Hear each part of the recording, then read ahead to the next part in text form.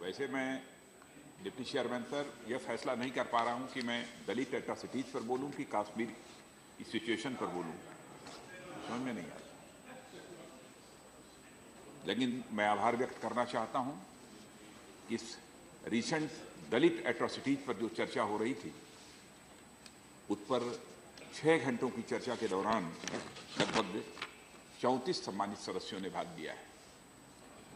सबके नामों की यहां पर चर्चा मैं नहीं करना चाहूंगा क्योंकि लंबा समय गुजर गया है और विशेष रूप से इस पर जो चर्चा प्रारंभ हुई उसके पीछे सबसे बड़ा कारण था जो कि अभी हाल में ही एक घटना गुजरात में घटित हुई है।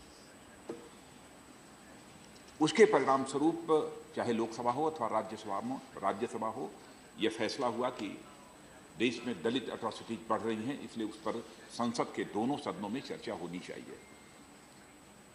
मैं गुजरात की घटना के बारे में कहना चाहूंगा, अध्यक्ष महोदय, जो भी गुजरात की घटना हुई है उसकी जितनी भी निंदा की जाए वह कम है, बहुत ही दुर्भाग्यपूर्ण है और इस प्रकार की घटनाओं की पुनरावृत्ति इस देश में नहीं होनी चाहिए।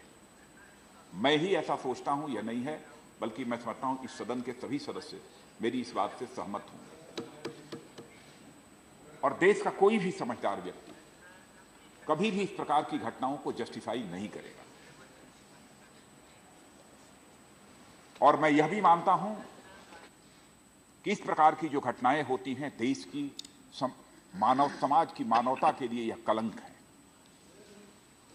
लेकिन सवाल यह खड़ा होता है कि आप उठकर खड़े होकर मेरे ऊपर कह दें कि जब से 2 वर्षों से आपकी सरकार बनी है तब से दलित एट्रोसिटीज की इतनी घटनाएं बढ़ी हैं। मैं कह दूं कि आपके पिछले 10 वर्षों के अंदर जो है इतनी दलित एट्रोसिटीज की घटनाएं हुई हैं। मैं समझता हूं यह समस्या का समाधान नहीं है, यह हाउस ऑफ एल्डर्स है। क्या हम यहां की परंपराओं को नहीं बदल सकते? क्या हम यह नहीं तय कर सकते?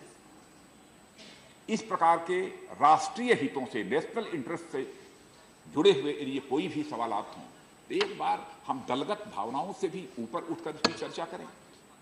मैं अपने मित्रों के साथ यही चर्चा कर रहा था अभी कि मैं क्या बोलूं।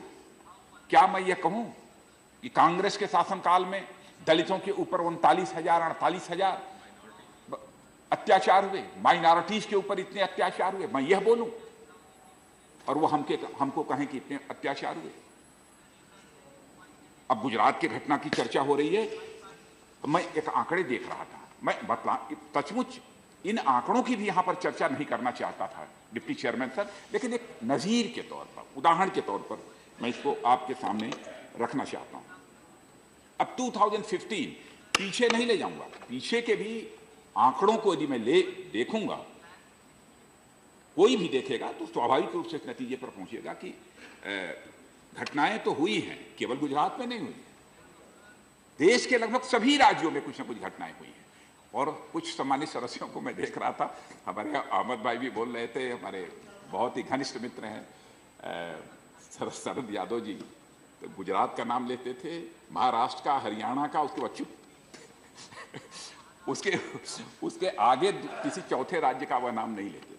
लेकिन छोड़िए, मैं सभी राज्यों की चर्चा नहीं करना चाहता हूं।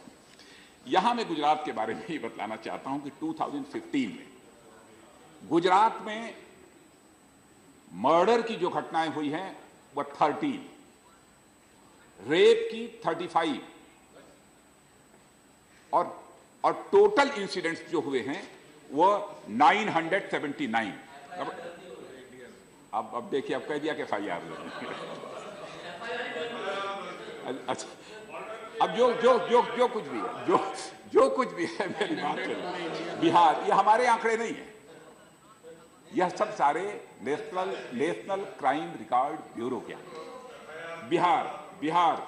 अब देखिए, हमारे शरद भाई यहां पर नहीं है, यदि वो होते तो उन्होंने नाम बिहार का नहीं लिया, लेकिन बिहार में मर्डर 78 केवल 2015 में, एक साल में, रेप की 42 और टोटल 6,367, नाम नहीं लिया। कर्नाटका मर्डर के 44 इस साल, with in a year.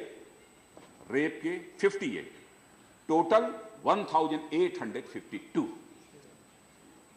Uttar Pradesh murder 204 with in a year. 2015 rape 444, total 8357। लेकिन मैं इसलिए मैं और आगे नहीं बढ़ूंगा और शेष मैं यहां पर आंकड़े नहीं प्रस्तुत करूंगा। सचमुच मुझे संकोच लग रहा है, मुझे खुद ही तकलीफ हो रही है कि आजादी हासिल किए हुए 70 वर्षों का समय गुजर गया, लेकिन आज भी हम ऐसे हालात नहीं पैदा कर पाए कि जो घटनाएं मानवता के लिए कलंक होती हैं, उन घटनाओं को हम या तो मिनिमाइज कर सकें अथवा उन्हें पूरी तरह से समाप्त कर सकें। बहुत ही दुर्भाग्यपूर्ण स्थिति है, लेकिन मैं यह मानता हूं कि यह एक प्रकार का माइंडसेट है, एक मानसिकता है, और यह मानसिकता विकृत मानसिकता है। और इस विकृत मानसिकता में बदलाव लाने का काम केवल नियम कानूनों के माध्यम से नहीं हो सकता है। मेरा यह व्यक्तिगत रूप से यह मानना है। समाज के अंदर हमको जागरूकता पैदा करनी पड़ेगी, मॉरल वैल्यूज, नैतिक मूल्यों के प्रति लोगों में के अंदर एक आस्था पैदा करनी पड़ेगी। और यह काम केवल पॉलिटिकल पार्टीज के द्वारा नहीं हो सकता है अथवा रूलिंग पार्टी के द्वारा ही नहीं हो सकता है, बल्कि मैं यह मानता हूं कि इसमें देश के जो सोशल, कल्चरल और दूसरे बहुत सारे जो ऑर्गेनाइजेशंस हैं, उनको भी अपनी महत्वपूर्ण भूमिका निभानी है। और हमारा यह कहना है कि सभी पॉलिटिकल पार्टीज का एक कार्यक्रम होना चाहिए। अब जैसे, अब ऐसा नहीं है, यदि मैं कह रहा हूं अपनी भारतीय जनता पार्टी की बात तो कि और दूसरी पार्टियां नहीं करती, मैं कलंकित नहीं करना चाहता, तो किसी को दोष नहीं देना चाहता। जैसे हम लोगों ने भी कुछ कार्यक्रम अपने हाथ में पहले भी एक राजनीतिक पार्टी के रूप में काम करते थे, तो लेते थे कि दलितों के लिए हमको क्या करना है, बस्तियों में जाना, सेवा करना, ये करना, लोगों को बैठाना। अब कहीं पर कार्यक्रम अधिक होते थे, कहीं पर कम होते थे। मैं समझता हूं सामाजिक और सांस्कृतिक, सोशल और कल्चरल ऑर्गेनाइजेशन इस देश के इस जिम्मेदारी को तो संभालेगी। साथ ही साथ पॉलिटिकल पार्टीज भी कुछ इस प्रकार के, जिसे आप कह सकते हैं सोशल, कुछ ऐसे प्रोग्राम्स अपने हाथ में लें, क्योंकि हमारी यह मान्यता है कि आजादी हासिल होने के बाद राजनीति और राजनीतिज्ञों के प्रति जन सामान्य में जो पहले आस्था, श्रद्धा हुआ करती थी, उसमें काफी गिरावट आई है। आवश्यकता है, यह एक जो क्रेडिबिलिटी का लॉस हुआ है, क्राइसिस ऑफ क्रेडिबिलिटी जो देश में पैदा हुई है, उसको भी हम सभी लोग मिलकर एक चुनौती के रूप में स्वीकार करें। और इस क्राइसिस ऑफ क्रेडिबिलिटी को हम चैलेंज के रूप में तभी स्वीकार करेंगे जब हमारी इमेज जनता के बीच केवल एक पॉलिटिकल वर्कर के रूप में नहीं होगी, बल्कि एक सोशियो पॉलिटिकल वर्कर के रूप में इमर्ज होकर आएगी, सामाजिक राजनीतिक कार्यकर्ता के रूप में इमर्ज होकर आएगी। यह मैं एक अपनी तरफ से सुझाव देना चाहता हूं।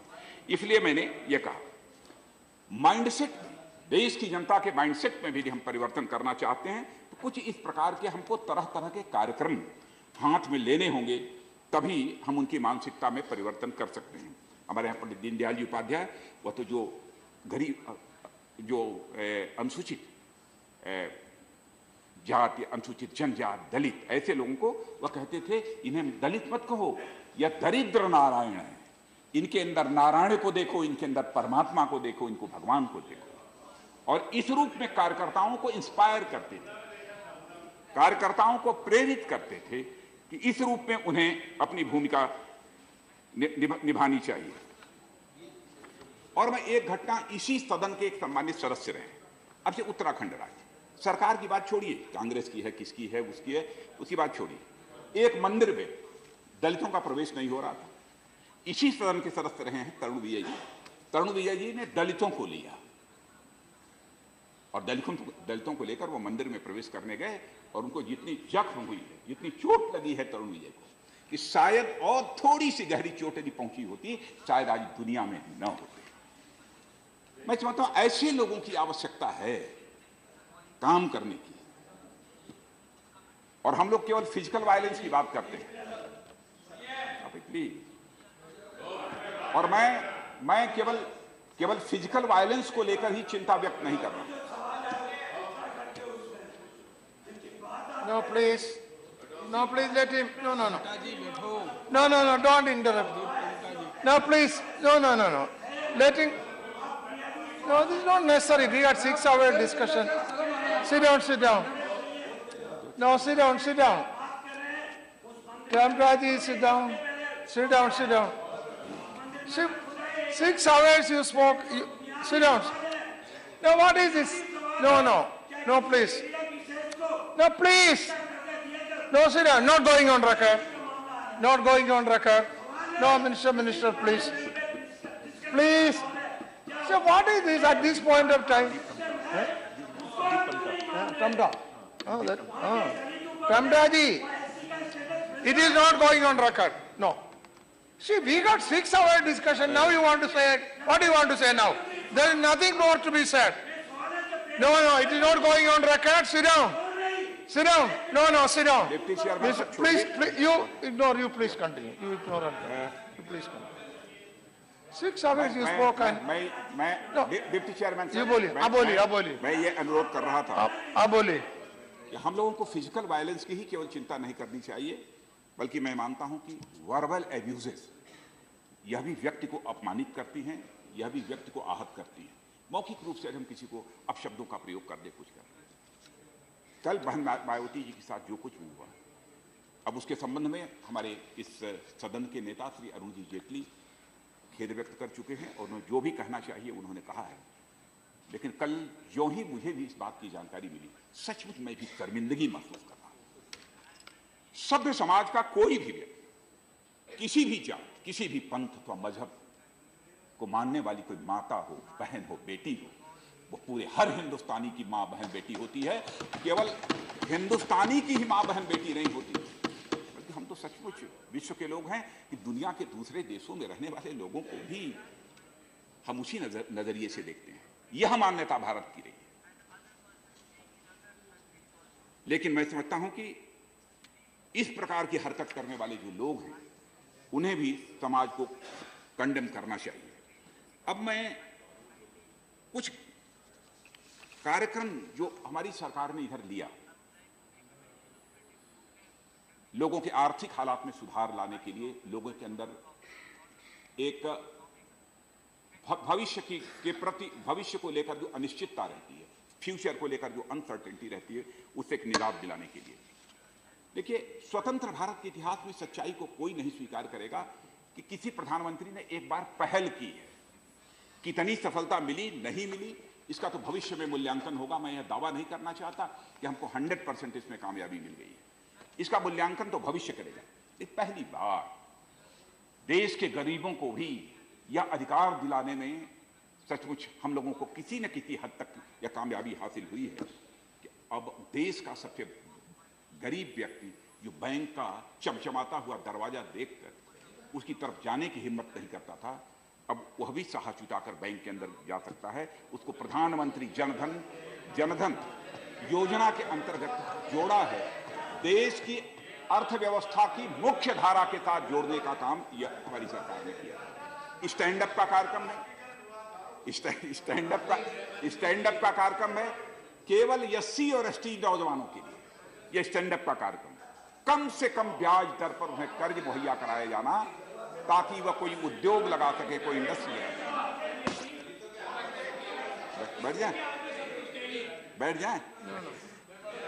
बैठ जाए, यील्ड करने को तैयार हूं. आप कहे ये सक्षम है, इनको बैसाखी की जरूरत नहीं है, गृह मंत्री हैं देश के.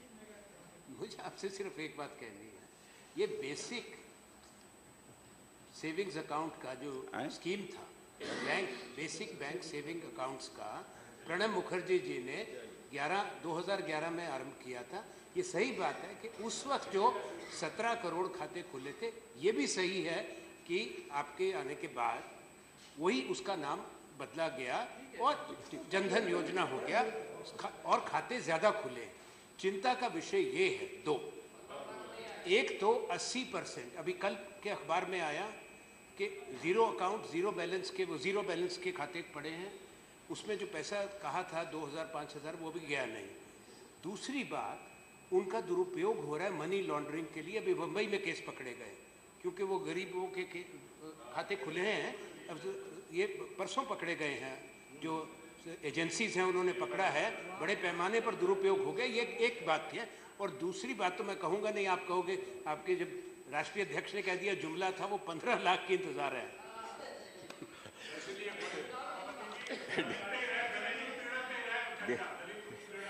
डिप्टी चेयरमैन सर, एक स्टैंड अप इस कार्यक्रम की मैंने चर्चा की कि सभी बैंकों के लिए अनिवार्य कर दिया गया है कि कम से कम एक एससी और एसटी नौजवान को और एक महिला को वह अपने बैंक से, जो एससी एसटी केवल होंगे, उन्हें कर्ज मुहैया कराएंगे ताकि कोई एक अपना बड़ा अच्छा खाता वो उद्योग खड़ा कर सकें। और 1.25 लाख लोगों ने अब 1.25 लाख ब्रांचेज हैं, अब 1.25 लाख में 3 से मल्टीप्लाई कर दीजिए तो लगभग 4 लाख के आसपास की यह संख्या पहुंचती है। सबसे बड़ी बात कि मैं समझता हूं कि संवेदनशील प्राय हर व्यक्ति होता है। क्यों गुलाम भाई? संवेदनशील तो आप भी हैं, सेंसिटिव हैं। लेकिन एक काम जो हमारी सरकार ने किया है, एलपीजी गैस कनेक्शन। क्या कभी लकड़ी जलाकर खाना बनाने वाली वह माताएं बहनें कभी सोच सकती थी कि उनको भी एलपीजी गैस कनेक्शन खाना बनाने के लिए मिलेगा? वह मुहैया कराने का काम ये हमारी अरे हुआ, उसका भी कल आया है। 23,000 उधर का है, सिर्फ 2,000 का फायदा हुआ। क्या है 2000? अच्छा, वो भी पिछली सरकार का। चलिए, सब यदि पिछली सरकार का है तो मान लिया, वैसे मैं स्वीकार नहीं करता। यदि सब पिछली सरकार का है तो कम से कम इस बात के लिए तो हमारी सरकार को बधाई दे दीजिए। कम से कम इस बात के लिए तो हमारी सरकार की बधाई दे दीजिए कि हमारी सरकार की अप्रोच पॉजिटिव है, नेगेटिव नहीं है। कम से कम तो इसके लिए तो बधाई दी जानी चाहिए कि जो आपने किया हम उसको आगे बढ़ाने की कोशिश कर रहे हैं। और देखिए, जहां तक हर घर में हिंदुस्तान, अमीरों के पास तो शौचालय होते ही हैं, गरीब परिवारों में शौचालय नहीं होते हैं। माताओं बहनों को किस तरीके से बाहर जाना पड़ता है नित्य क्रिया के लिए, यह किसी से छिपा नहीं है। लेकिन पहली बार किसी सरकार ने यह अपनी तरफ से प्रयत्न तो किया है कि हर परिवार में एक शौचालय होना चाहिए, अनिवार्य रूप से होना चाहिए। यानी गरीबों के, दलितों के सशक्तिकरण के लिए कुछ न कुछ कदम उठाए हैं। और मैं यह भी कहना चाहता हूं, गुलाम नबी भाई और हमारे सिंघवी जी, शर्मा जी, मेरी बात सुनिए। मैं यह कहना चाहता हूं कि मैं यह दावा नहीं करता हूं कि हिंदुस्तान में जो कुछ भी हो रहा है केवल हम ही कर रहे हैं, इसके पहले किसी ने नहीं किया। हाँ, आपने भी किया, हम भी कर रहे हैं। देश बनाने का काम अकेले कोई राजनीतिक पार्टी, भले ही वह पावर में हो, नहीं कर सकती। सबको मिलजुल कर ही करना होगा। सबको विश्वास में लेकर ही भारत जैसे देश को एक सशक्त देश बनाया जा सकता है, स्वाभिमानी देश बनाया जा सकता है। वैसे वो किसी भी सूरत में संभव नहीं है। गुजरात की घटना की मैं जरूर यहां पर चर्चा करना चाहता हूं। अध्यक्ष महोदय, मैं उस डिटेल में तो बहुत नहीं जाना चाहता हूं, लेकिन यह घटना जो घटित हुई है, पहले ही मैंने इसकी निंदा की है। और इसमें पीड़ितों ने लगभग 7 व्यक्तियों के विरुद्ध एफआईआर दर्ज कराई, जो सभी गांव बेदिया तालुक उप जिला गिर सोमनाथ के निवासी हैं।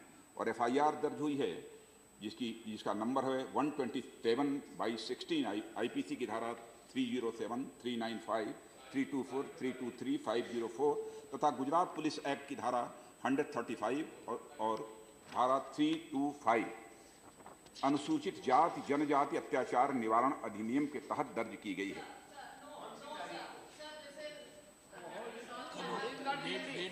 और प्राथमिक और प्रिलिमिनरी इंक्वायरी के बाद धारा 342, 365 आईपीसी तथा धारा 31E RSU अनुसूचित जाति जनजाति अत्याचार निवारण अधिनियम के तहत जोड़ा गया। He is not yielding. There, sit down. He is not yielding. He is not yielding. और डिप्टी चेयरमैन सर, मैं ये कहना चाहता हूं, He is not yielding. Sit down. 16 व्यक्तियों को गिरफ्तार किया जा चुका है। 16 व्यक्तियों को दिया जा चुका है। No, Shalja ji is not yielding. Sit down. You cannot interrupt like this. मैं महिला है, सम्मान करना चाहिए। No, that will not going on record since he is not yielding. He is not yielding. Deputy chairman साहब, बोलिए। मेरी तरफ मुखातिब आप हो, बोलिए। मैं जवाब दे रहा हूं। आप बोलिए। 16 व्यक्तियों को इस मामले में अब तक गिरफ्तार किया गया है। जो लोहे के पाइप, लाठी आज इस घटना में इस्तेमाल हुए थे उनको और 3 मोबाइल फोन को आरोपियों से That is not going on record. आप बोलिए। और मैं यह भी जानकारी देना चाहता हूं डिप्टी चेयरमैन सर कि 4 पुलिस कर्मियों को, जिनमें से एक पुलिस इंस्पेक्टर है, 2 असिस्टेंट सब इंस्पेक्टर हैं और एक हेड कांस्टेबल है, उसको उसको निलंबित कर दिया। बोलिए। मामले की जांच हो रही है। और बहन मायावती जी ने जो कहा कि ऐसे अधिकारियों को, ऐसे कर्मचारियों को तो टर्मिनेट कर देना चाहिए, लेकिन मैं कहना चाहता हूं बहन मायावती जी से कि एक बार इसकी चूंकि जांच हो रही है, एक पहली कार्रवाई किसी भी सरकारी अधिकारी के खिलाफ यदि होती है तो वह सस्पेंशन की होती है, निलंबित। ठीक है। उसको इतना लंबा ना लटका दिया जाए कि कई साल लग जाए। नहीं, ठीक। महीना 1.5 महीने में जांच पूरी हो जाए तो एक्शन ले लें। मैं उसकी भी जानकारी दे देता हूं। अपराध की गंभीरता को देखते हुए जांच को सीआईडी क्राइम ब्रांच को दे दिया गया है। अब जैसे मायावती जी ने जिस समय कहा कि भाई सीआईडी, मैं भी मुख्यमंत्री रहा हूं, वो भी मुख्यमंत्री रही हैं, हमसे लंबे समय तक वो मुख्यमंत्री रही हैं, सीआईडी की क्या भूमिका होती है। लेकिन मैं कहना चाहता हूं कि सीआईडी को जो हम लोगों ने जांच दी है, तो वहां गुजरात की सरकार ने जो जांच दी है उसमें निर्धारित कर दिया है कि कितने समय के अंदर आपको चार्जशीट सबमिट करनी ही करनी है, क्योंकि सरकार ये चाहती है कि जल्दी से जल्दी इस मामले में कोई एक न्याय संगत फैसला हो जाए। हम इस मामले को टालना नहीं चाहते। और क्या किया है, एक स्पेशल कोर्ट इसी काम के लिए, कि जरूरत पड़ने पर डे टू डे की हेयरिंग होगी उस स्पेशल कोर्ट में। इस काम के लिए यह भी बनाया है। बनाने के लिए उच्च न्यायालय, हाई कोर्ट को लिखा है, क्योंकि इसमें हाई कोर्ट की कंसर्न की भी आवश्यकता होती है। और एक स्पेशल जो प्रोसिक्यूटर होते हैं उनको भी सरकार के द्वारा नियुक्त किया जा रहा है। और यह कहा गया है सीआईडी क्राइम ब्रांच को कि 60 दिनों के अंदर वह न्यायालय में अपनी चार्जशीट दाखिल कर दे। आपने सीबीआई जांच की मांग की थी। स्वाभाविक है कि लोगों को सीबीआई इस देश की सबसे बड़ी इन्वेस्टिगेटिंग एजेंसी है, लोगों का भरोसा है, विश्वास है। लेकिन आप भी जानती हैं और हम भी जानते हैं, सीबीआई के मामले, आप छोटी सी मामले हो आप दे दिए 2 साल, 3 साल, 4 साल, 5 साल। हम लोगों की यह तहे दिल ख्वाहिश ये थी, इच्छा ये थी कि यही घटना हुई है, बहुत ही गंभीर घटना है, दुर्भाग्यपूर्ण है, निंदनीय है। इसमें न्याय यदि मिलना चाहिए तो 6 महीने के अंदर न्याय मिलना चाहिए। इसीलिए हम लोगों ने यह कहा कि इसको जल्दी से जल्दी स्पेशल कोर्ट बनाई जाए और इस पूरे के पूरे मामले की जांच कराकर 60 दिनों के अंदर वो जी। मैं इसके संबंध में वहां के मुख्यमंत्री से बात करूं। हाँ, एक शुल्क का भी न्यायिक आदमी रखा जाए तो ज्यादा ठीक है। नहीं, मैं मुख्यमंत्री जी से बात करूंगा। मैं निश्चित रूप से बात करूंगा। वैसे जहां तक होम मिनिस्ट्री का प्रश्न है, डिप्टी चेयरमैन सर, मैं बताना चाहता हूं, वैसे हमारे सामाजिक न्याय एवं अधिकारिता मंत्री हमारे मित्र श्री थावरचंद जी गहलोत ने बहुत ही विस्तार में सारी बातें आप रखी हैं उन्होंने, इसलिए बहुत डिटेल में नहीं जाना चाहता। लेकिन जिस SC/ST prevention of atrocities amendment act की चर्चा इन्होंने की थी, एक्चुअली बना था 1990 में ही यह एक्ट बना था, लेकिन थोड़ा सा और इसे इफेक्टिव बनाने के लिए फिर यह एक्ट 2015 में पारित हुआ है। इसमें सबसे महत्वपूर्ण बात जो है कि 2 महीने के अंदर ही इसमें इन्वेस्टिगेशन का काम पूरा हो जाना चाहिए और चार्जशीट सबमिट हो जानी चाहिए। यह एक शर्त है इस एक्ट के अंदर। दूसरा ये है कि यदि कोई पब्लिक सर्वेंट जानबूझकर किसी चीज की उपेक्षा करता है, मामले को जितनी गंभीरतापूर्वक लेना चाहिए उतनी गंभीरतापूर्वक नहीं लेता है, तो क्या करना चाहिए, अथवा किसे यह माना जाए कि उसका यह विलफुल नेग्लिजेंस है। विलफुल नेग्लिजेंस यह डिफाइन नहीं था। विलफुल नेग्लिजेंस को हम लोगों ने इसमें डिफाइन किया है। मैंने एक चीज और मैं जो अनुभव करता हूं कन्विक्शन रेट के बारे में जब चर्चा हो रही थी, जब आप लोगों ने कहा कि कन्विक्शन रेट जितना होना चाहिए उतना कन्विक्शन रेट नहीं है।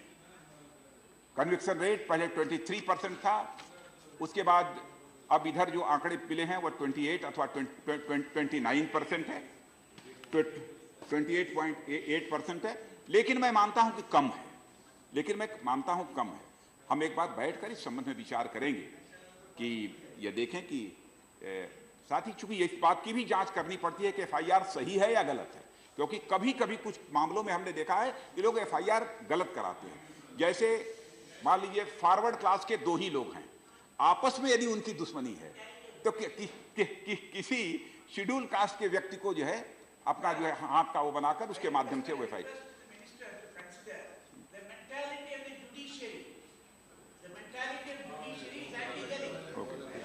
वो तो अब चलिए होता है।